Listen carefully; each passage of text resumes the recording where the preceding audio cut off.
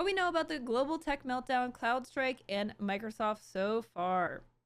A mass IT outage has affected businesses, airlines, banks, and hospitals around the world. The outage, which spread widely on Friday morning, is believed to be related to Microsoft and global cybersecurity firm CrowdStrike. CrowdStrike's boss said on X there has been a defective software update for Microsoft Windows hosts and a fix was deployed. Microsoft also said a resolution for Windows devices affected by the outage was forthcoming. At 10:45 a.m. UK time on Friday, the CrowdStrike chief executive issued a statement saying a defect was found in a single content update for Windows hosts. George Kurtz added, "This is not a security incident or a cyber attack. The issue has been identified, isolated, and a fix has been deployed." Issues still persisted, however, and customers said the problems came after an update to the code of its Falcon sensor software. The sensor blocks attacks on your systems while capturing recording activity as it happens to detect threats fast. Users reported that their Windows PCs crashed to the blue screen of death after the software update. The first reports of IT issues came overnight from Australia when a spokesperson for the country's Home Affairs Minister, Claire O'Neill, said the outage appeared to be related to an issue at CrowdStrike.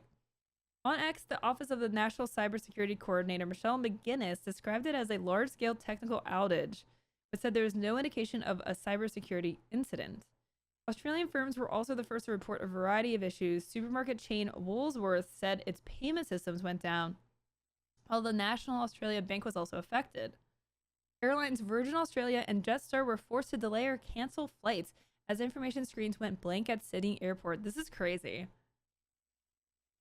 Outages spread across globe. A spike in outages was then recorded across a number of websites and services just before 6 a.m. in the UK. NHS England said in a statement at 10:20 a.m. the outage was causing disruption to the majority of GP practices as bookings could not be recorded using the service's EMIS computer system. It added that there was no known impact on 999 calls or emergency services. Airlines and airports in the UK, US, India, and elsewhere also faced severe delays over the issue. Ryanair advised passengers to arrive for the flights at least 3 hours early over the disruption, while Edinburgh Airport said the outage meant waiting times were longer than usual. Oh my god. The blue screen of death is everywhere! The blue screen at Seattle's Tacoma International Airport. Major U.S. airlines, including American Airlines, Delta Airlines, and United Airlines, grounded flights, while airports in Germany, Amsterdam, and Spain reported issues. Major train operators TransPennine Express and Govia Thameslink Railway, which operates the Southern Thameslink Gatwick Express, sorry, I'm butchering these names, were also disrupted in the UK.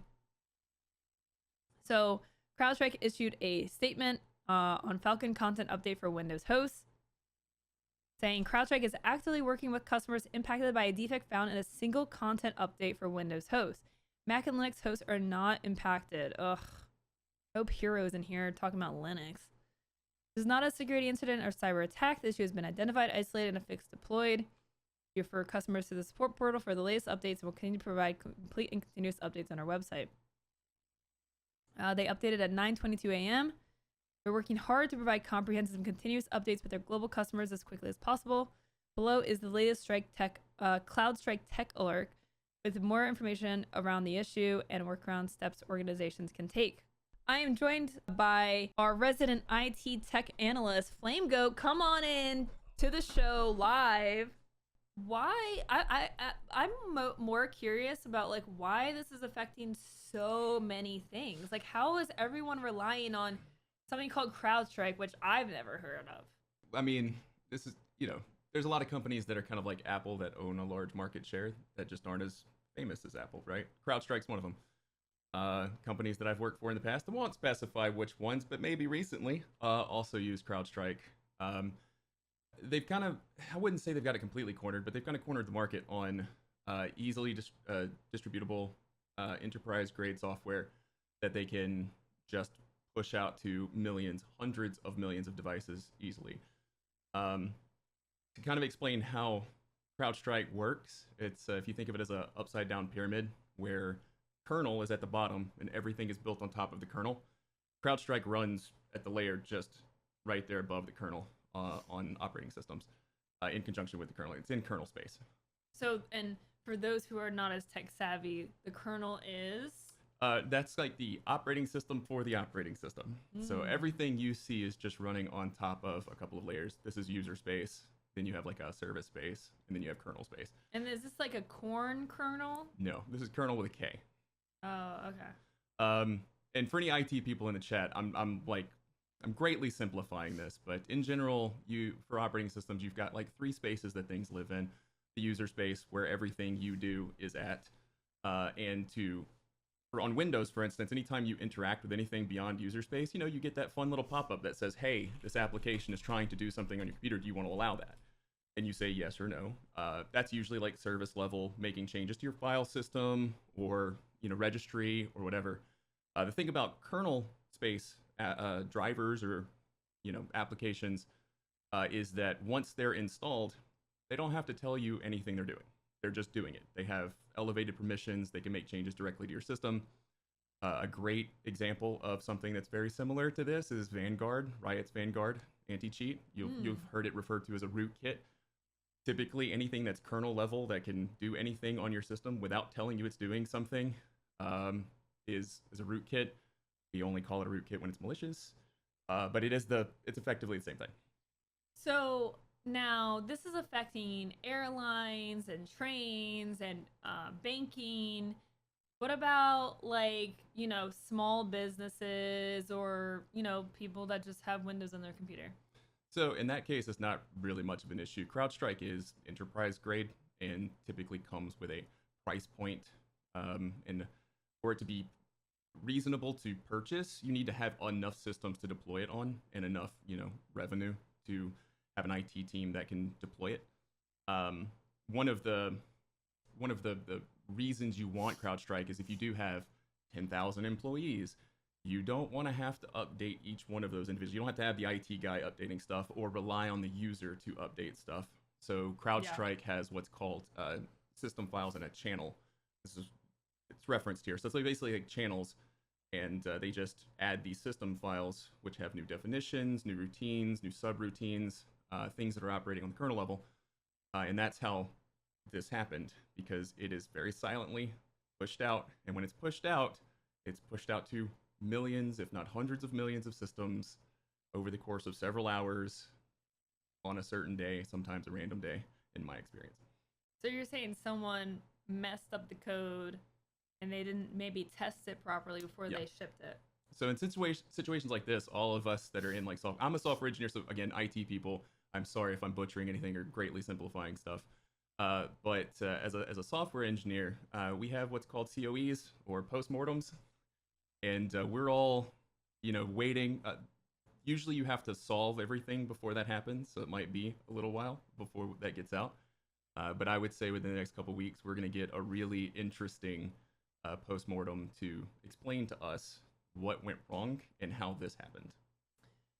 Moblord made a great comment. This is what was supposed to keep large-scale businesses from ransomware/malware, and it turns out ransomware just wishes they could take out this many computers at once. Yeah, that's one of the real dangers behind this, and it's one of the reasons why people were rightfully concerned about Vanguard.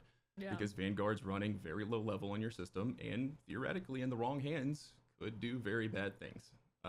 And we should be aware of these things, especially in the security world.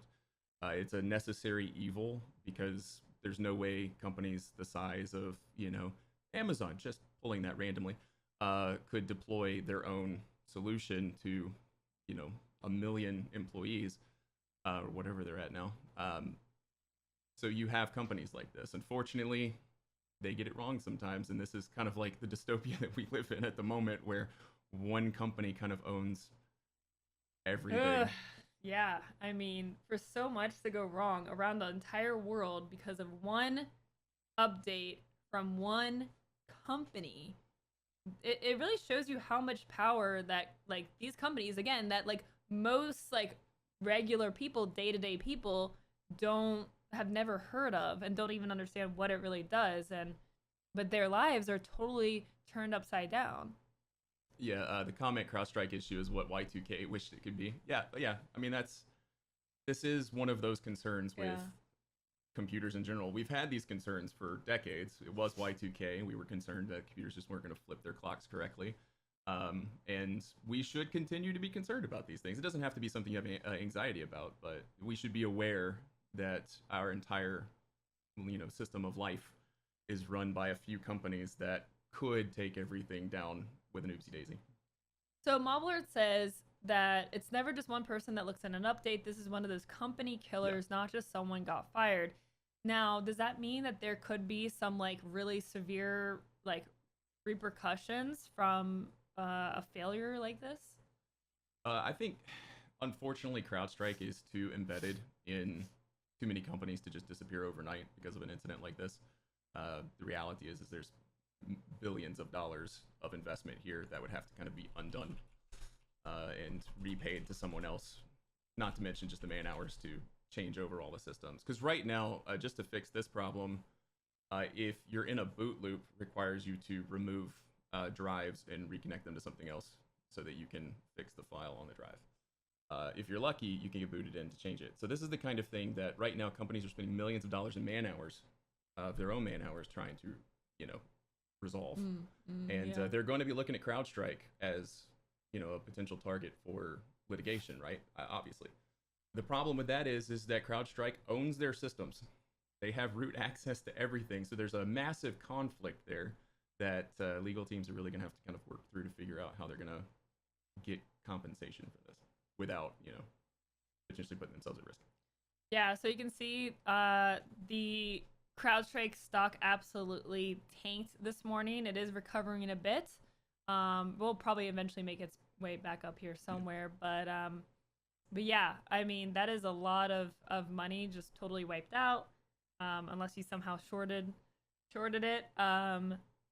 But let's see. Endless says that's wiped out around $12.5 billion off the value of the cybersecurity company, um, which is definitely very significant. Bye. Yeah, I mean, look, not financial advice here, but I mean, like Flame Goat said, it's likely that you know CrowdStrike. I mean, they've already deployed a fix, right? So everything's gonna bounce back. Everything's gonna be normal. This will probably again go back up to whatever it usually is, which is it's been pretty consistent over the last month. You can see where it's been over the last 6 months. Um, we zoom out on the history of it, right? This is the last year, so it's clearly just made itself a very dominant component of the world, and so it's kind of hard for companies like this to be disrupted or overtaken. Yeah, if it was a company that, there was a lot of competitors to, because there's a couple out there, but CrowdStrike is just so, if you've ever worked in, corporate IT, or if you've ever worked at a FANG or anything like that, CrowdStrike is just one of those. Every time someone says it, your heart sinks a little bit because everyone hates them, but it is just the only company doing at the scale that they're doing it. I do think that it's important though, because a lot of people are going to be like, "Oh, it's the end of CrowdStrike," but let's look at other companies that have had issues that have taken down half the internet. Cloudflare, that happened, last year. Yeah. They had an outage which took down a large percentage of the entirety of the internet. Amazon AWS services, when S3 went out in 2017, they had a massive US East, which is one of their largest regions, went down for S3, and again half the internet. And they recovered.